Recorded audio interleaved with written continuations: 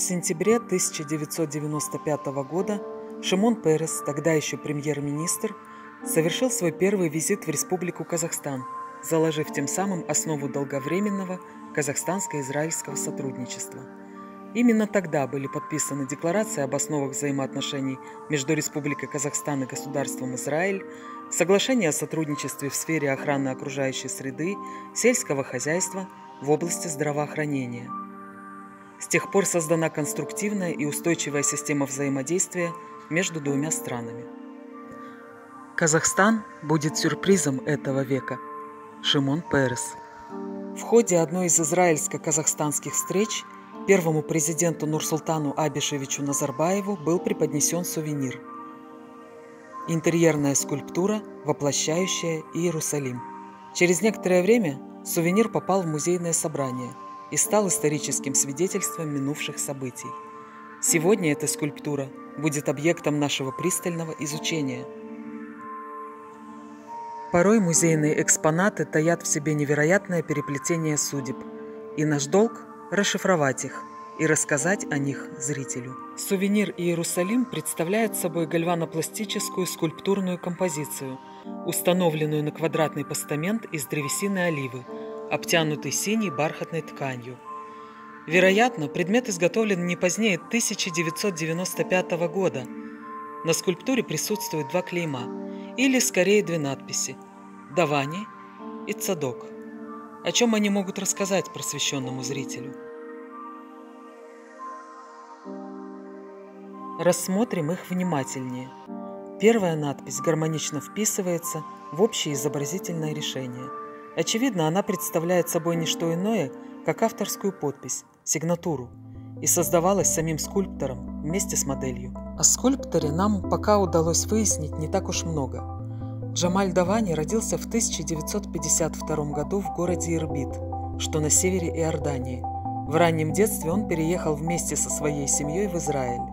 Семья поселилась в Иерусалиме, и впечатлительный мальчик был очарован старым городом, на каждой улице которого незримо ощущается дыхание времени. Через много лет, уже будучи скульптором, он обращается к истории Израиля и воплощает ее в своих работах. Излюбленные материалы Джамаля Давани в скульптуре – это бронза и серебро. Выставки Джамаля Давани проходили в Аммане, Иерусалиме, в Удисаве. Фамилия Давани этимологически восходит к названию Даван, одной из старейших деревень на юге Ирана, находящейся неподалеку от Козыруна. Один из известных нам уроженцев этой деревни – Аламе Джалаладдин Мухаммад Давани Козыруни Сидикки, он же Джалаладдин Давани, выдающийся персидский философ, богослов, правовед и поэт XV века. Обратимся ко второму клейму. Первое, что бросается в глаза – это механический способ нанесения, наиболее распространенный в промышленном дизайне и ювелирном деле. По всей вероятности, клеймо наносилось на уже готовое изделие фирмой-изготовителем.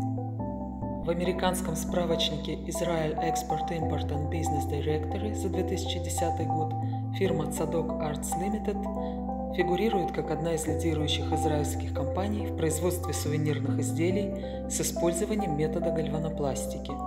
Фирма находится в Иерусалиме. Большинство производимых там предметов посвящено иудаике.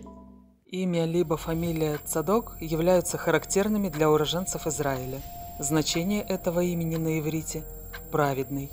Предположительно, Цадок был первосвященником в годы царствования Давида и Соломона.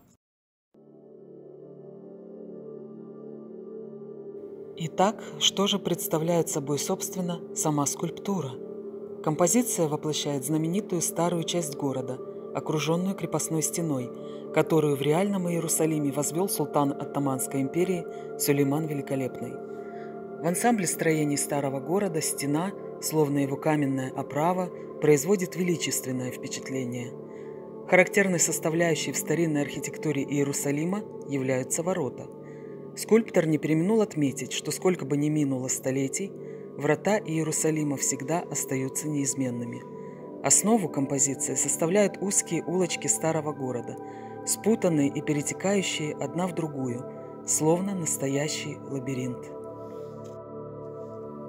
В данной композиции автор использует обобщение и стилизацию образа.